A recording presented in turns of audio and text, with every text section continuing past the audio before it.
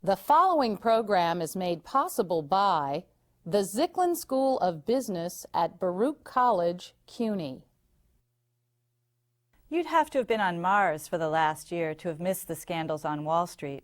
We've seen research analysts writing upbeat reports on companies they privately think are dogs, mutual funds allowing abusive trading practices that raise our expenses and lower our returns, and investment banks looking the other way as their corporate clients lie to us about their finances. It's not a pretty picture. What if you want to manage a Wall Street firm correctly? How do you do that? I'm Sarah Bartlett, and this is our topic today on USA Inc.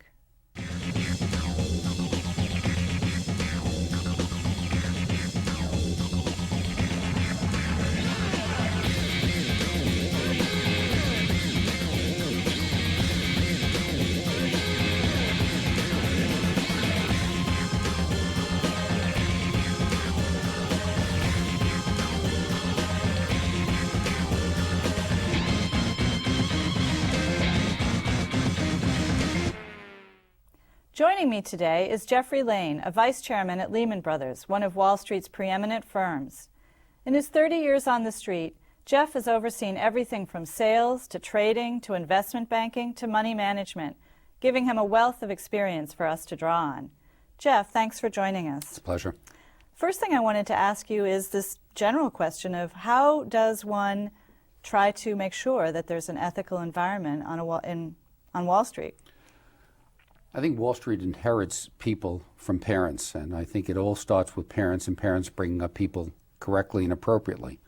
That leads you into the issue of hiring people that you think are not only good, but are honest and ethical, having appropriate compliance efforts that ensure people that at least they know that you are looking, and setting a tone at the top that we're all partners, we're all in this thing together, that the world of financial services is a very sensitive area, and it's easy to lose your reputation, and that it's everybody's responsibility to make sure that we take good care of our clients.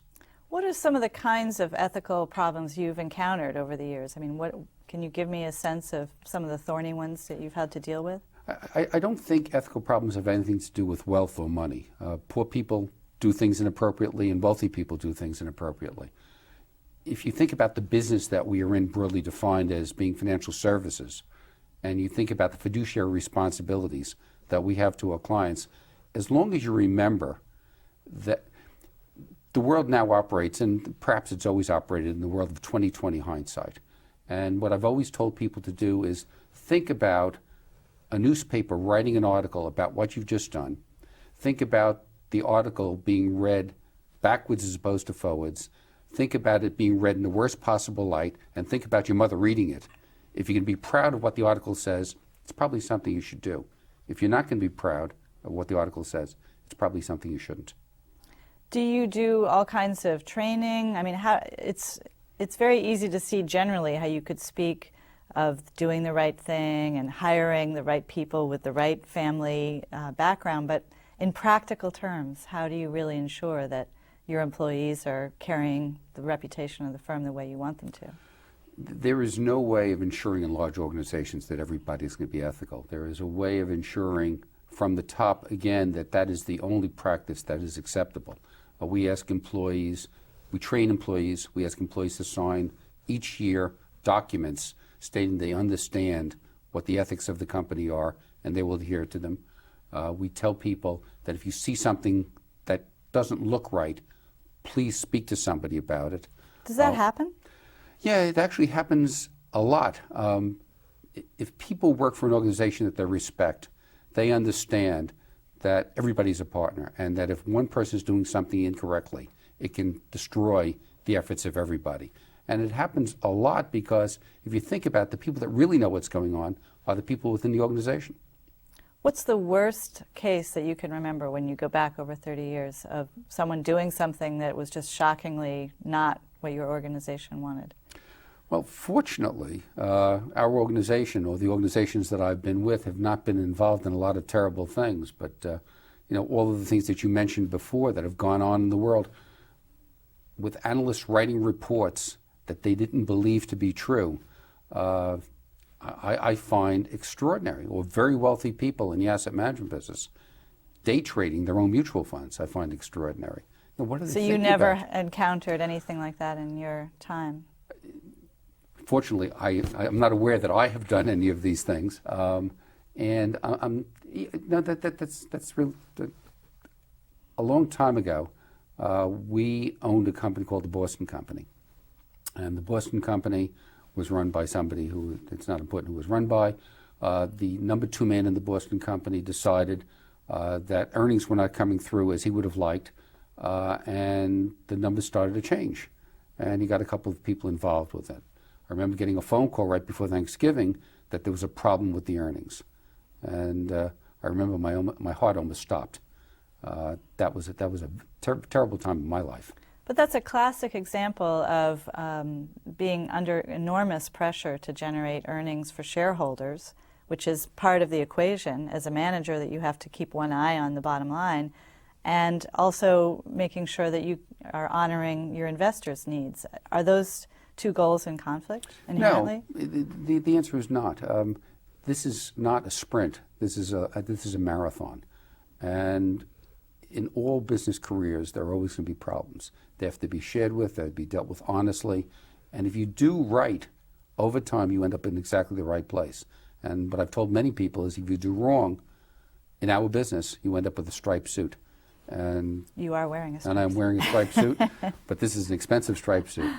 You know, I think that the issue is that trust has been lost for many, many people, and it isn't just a case of an occasional bad egg. I think that, you know, Attorney General Eliot Spitzer made it clear in the case of research analysts that this was a systemic problem, that the compensation systems, the way a lot of firms were structured, actually encouraged behavior that I would certainly consider unethical.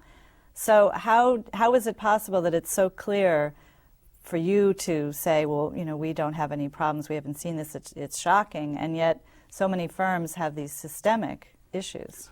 I think Wall Street in general had issues, but I think it's important to remember that there were a small group of individuals responsible for the problems. In spite of the fact that some of the systems may have been conflictive by nature, there was still a lot of very smart, honest, hardworking analysts that did the right thing. I think it would be helpful if the bad apples are actually thrown out of the box and or thrown in jail, because that will send a message. But there are a lot of honest people in my business, and it's unfortunate that the few have besmirched the many. Do you feel that the regulators have been tough enough on the industry? I think there are not enough people that have been thrown into jail, so I think the answer is no. The latest thing that's obviously in the headlines is the New York Stock Exchange, with the specialists appearing to trade in front of their customers and take advantage of their knowledge. Is that something that you knew about in the industry? Is this a shock to you? No, it's something, unfortunately, we knew about in the industry. It was a part of the structure. I think the unfortunate unintended event of pennying accentuated the problem. Can you just explain pennying? Historically, prices on the New York Stock Exchange were delineated in eighths and then sixteenths. And the spread between the two gave the market maker an opportunity to make a profit. For many theoretical good reasons, it was determined that the spread was too large and that pennies would make the markets more efficient. It probably did for the small investor, but for the mutual fund investors, it actually made the markets less efficient, and it enabled those that wanted to benefit in small increments to pay a penny more or a penny less to buy or sell a security, and therefore step in the way of a legitimate client. And the New York Stock Exchange has accused the specialist community, or some of the specialists anyway, of taking advantage of clients. Why should an investor have any faith in the system at this point? The New York Stock Exchange has been riddled with problems. We've seen the research analyst community tarnished, the mutual fund industry now. How do you rebuild trust? Trust will be rebuilt slowly, but it will. The systems that we have in the United States are still the best in the world. While mutual funds have clearly been besmirched, it is still the best place for the small investor to invest.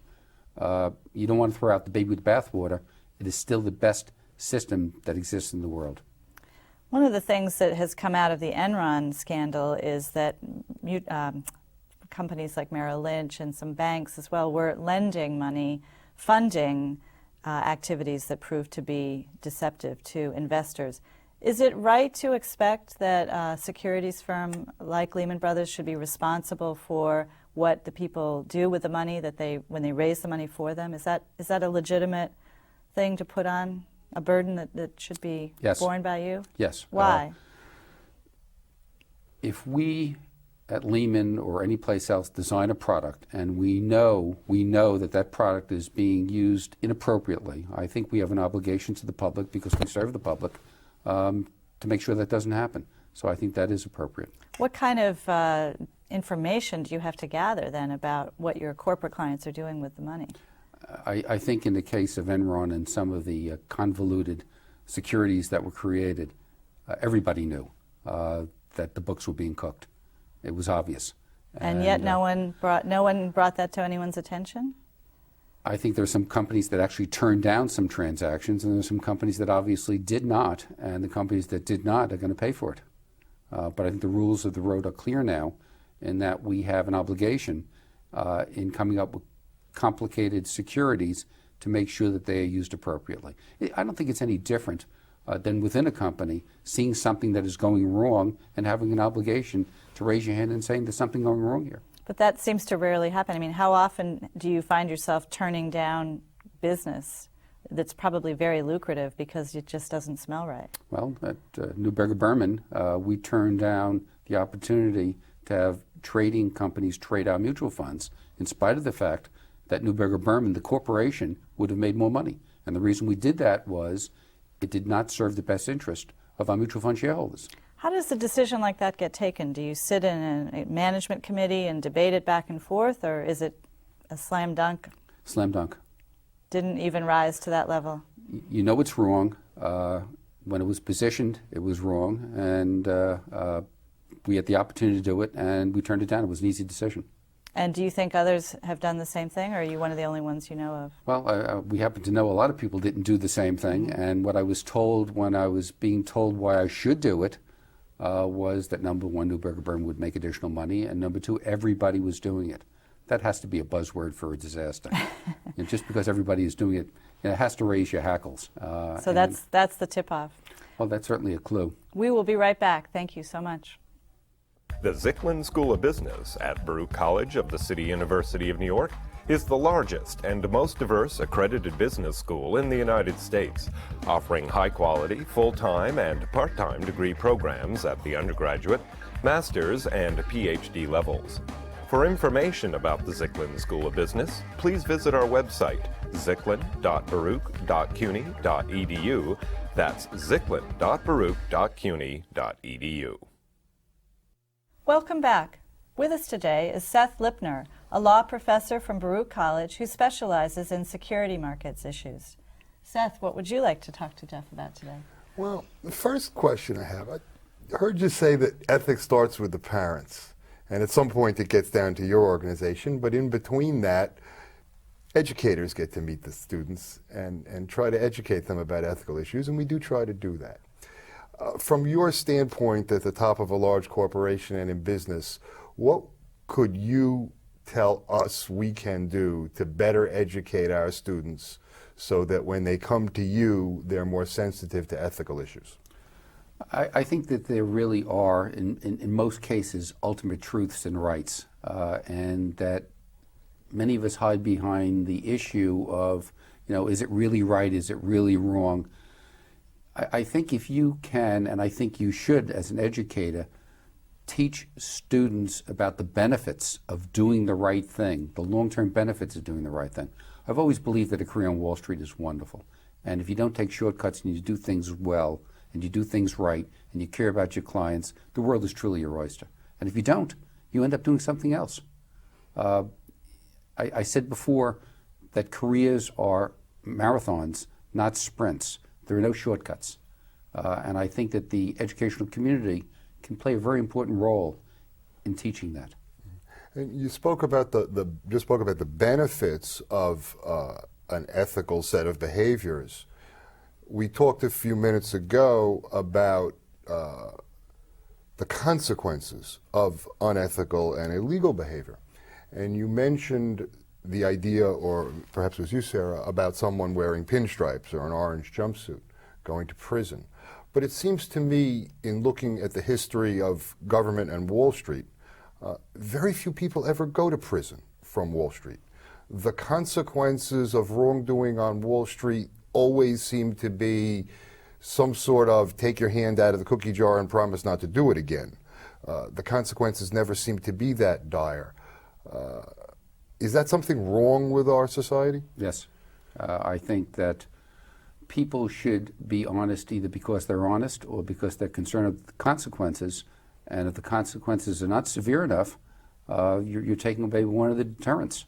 So I think that we should all be embarrassed about the things that have happened in the business. And I think one of the reasons that things have happened is that the consequences have not been severe enough. The industry likes to say that it should be allowed to police itself. Do you feel that it's done an adequate job? Are there changes that should be made? The answer is clearly not. So there's proof positive in the pudding. I'm not sure that separating regulatory issues from other issues at the New York Stock Exchange is a plus or a minus, but the answer is it's not worked so far. So what do you need to do if the industry is going to take more responsibility, what steps could be taken? I think actually having people responsible for the regulatory and business issues that actually know the business better, and I feel good about the new chairman of the New York Stock Exchange, I feel good about the new chairman of the SEC, I feel obviously very good about my old partner Arthur Levitt, who had industry experience. I think that can help. Larger budgets can help. More money being used for compliance purposes, having more brighter people. One of the problems that the industry has always faced from the SEC on down is salary structure. You don't draw into the business qualified people because you don't pay enough. And if the people they're competing with are people with unlimited budgets, it's an unfair fight. So there are a lot of things that can be done.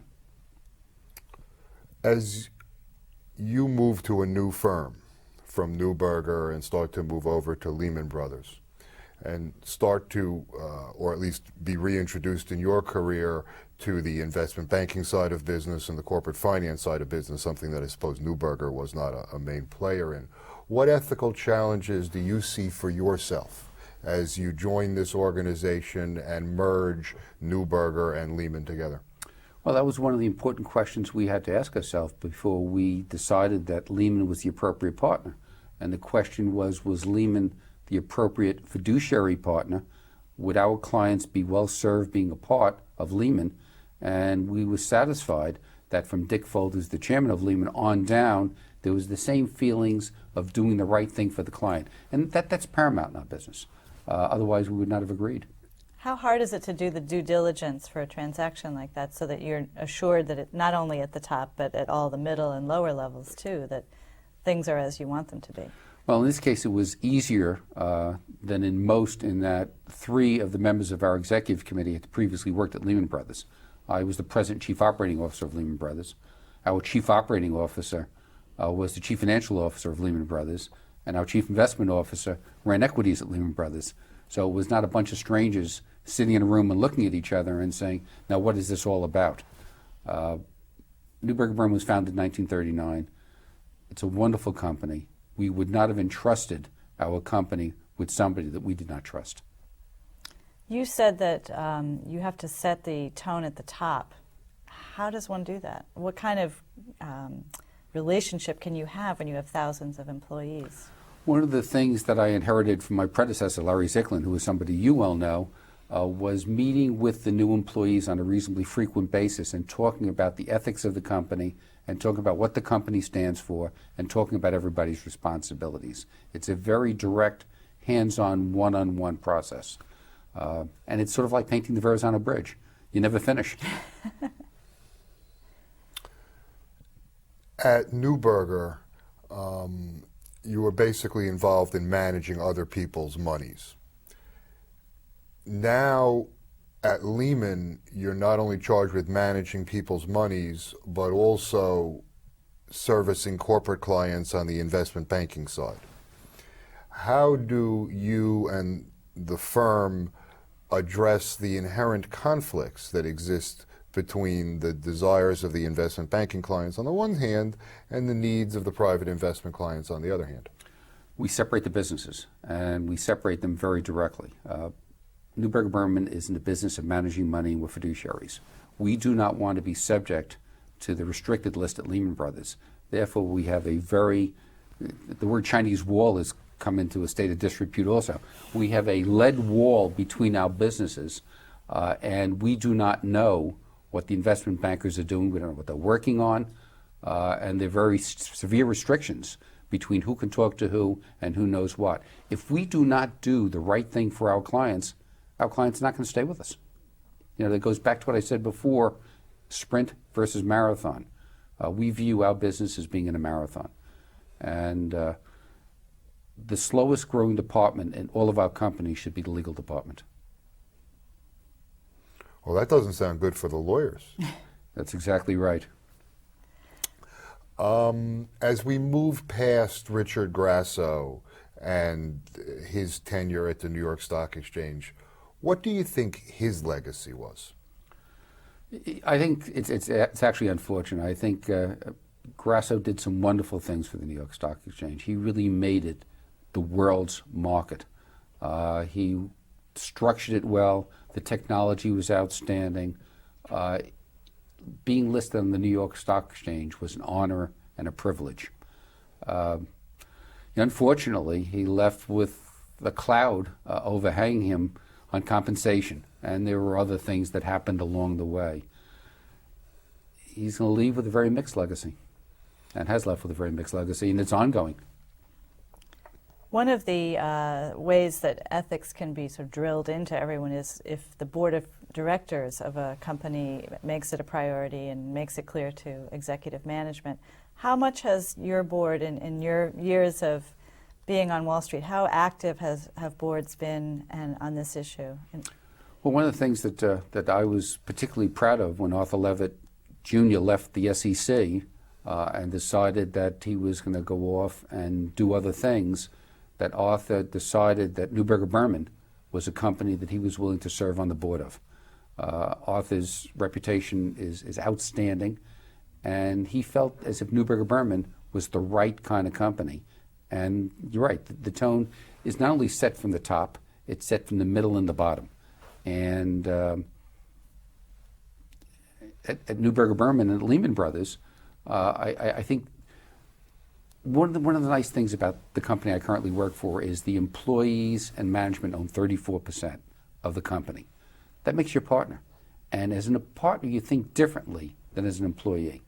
And as an employee, you think about, what's good for me. As a partner, you think about what's good for the company, what's good for the common good.